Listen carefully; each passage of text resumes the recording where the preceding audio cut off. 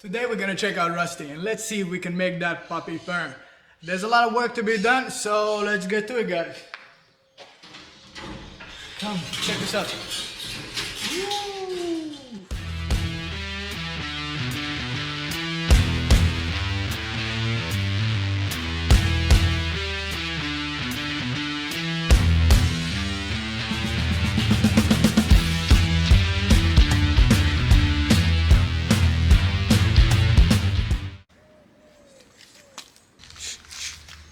Is that even possible? A wild alligator in Spain? That's crazy. Here, come with me, come with me.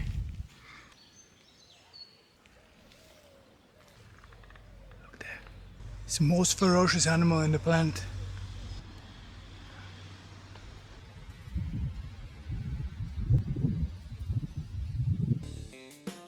As you might remember from the previous episode, the rear shocks were too low, so I bought some longer ones and it's time to install them with some other fixes.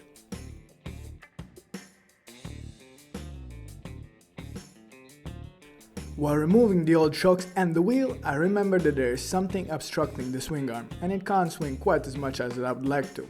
We need to address that first. After a quick inspection, I'm sure we'll find the guilty party and introduce it to the grinding wheel.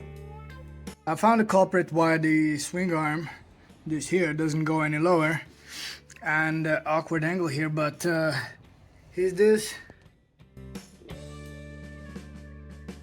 The precision adjustment tool comes out of the toolbox and we can make short work out of this tab that holds the rear brake pedal spring. Now we can swing like there's no tomorrow.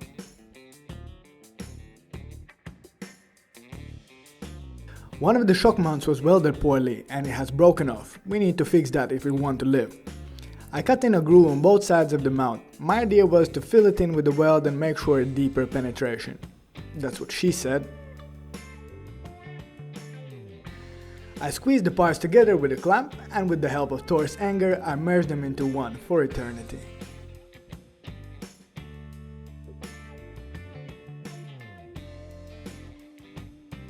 Now let's see if these bad boys actually fit. This mystery shock should give me about 4 cm of raise at the rear, which should help the bike with the off-road look as well as give it space to mount the rear mudguard.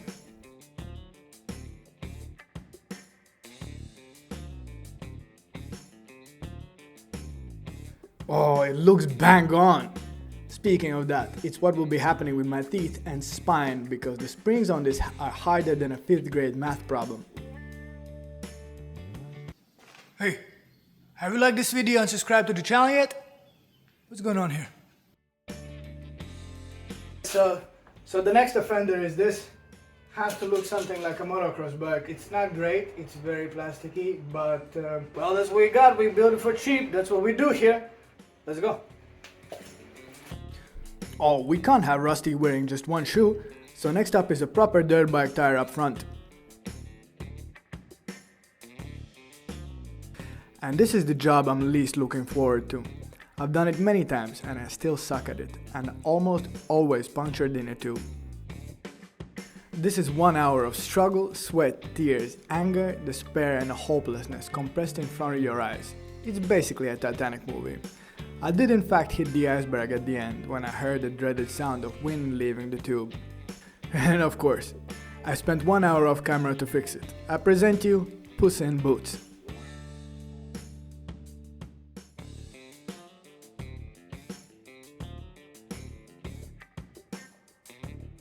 So the next thing we need to figure out is this exhaust right here. I wish it could have gone here, because there's a perfect space for that. It could curve out here and go there. But the problem is this. This is way too wide, so there's no space for it. It kind of needs to go out like that and it's super ugly. So what we're gonna do is, we're gonna take another exhaust and we're just gonna make this part of tube and have it like this. Stick around and see it.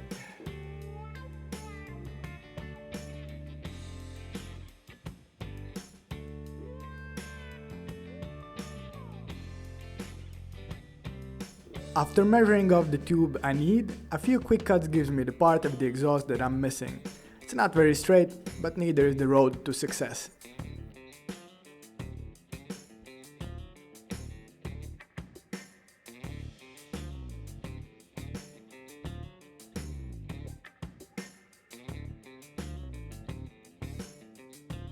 By the power vested in me by the Amazon welder, I then announced them husband and wife and joined them in a holy unit until cracks in wells do them apart.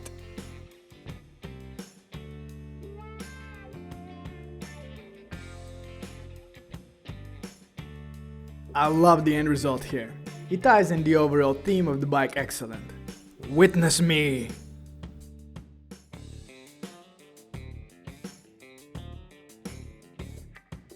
Many of you will say that this build could do without, but I say can't walk around with no pants, so the rear mudguard it is. The rear is a good friend with the front mudguard, might even be brothers of some sort. Also, I will need a place to mount the license plate at a later stage. All I need here is a hole and a small bracket on the frame. That will be enough to hold it in place.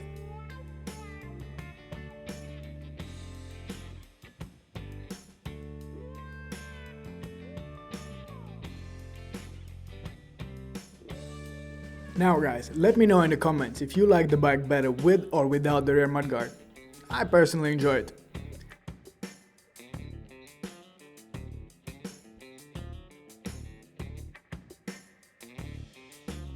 We're on the final stretch of the marathon here. Hypnotized by the pain endured, I continue putting one step to the next one and mount the pod filter while I'm at it. Unfortunately, I didn't find the right petcock. This one doesn't have the vacuum line that leads to the carb and helps to move the fuel. It might be part of the reason why it's running so goddamn bad. Now just precision measure a perfect fuel line and we're ready to go. Witness me.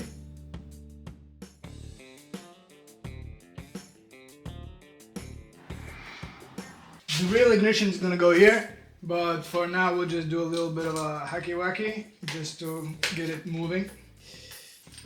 Yeah, look at that, it's actually working as well. Jesus Christ. The moment of truth is here. I have a bit of an issue. Don't have a fuel cap here, and so I'll only add a little bit of fuel just to get it running and see if I can please your ear holes with my new exhaust. Other than that, I'll clean this. Let's go. So there is still some things to do. Let's see. Okay. All right.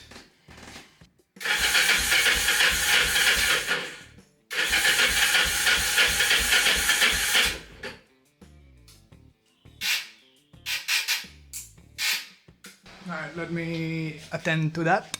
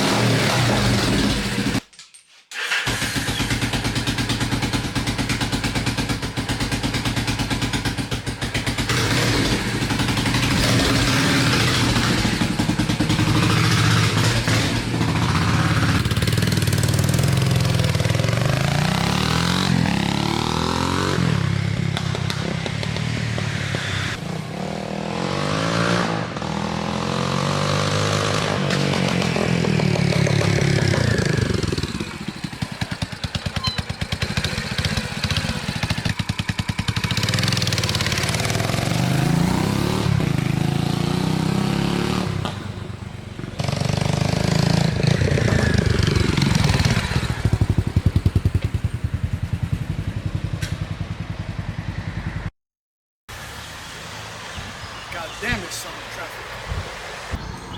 Alright, on a beautiful sound of 25 exhaust leaks, 50 zip ties holding the bike together, and extremely malnourished carburetor. Thanks for watching and I'll see you next time. See ya!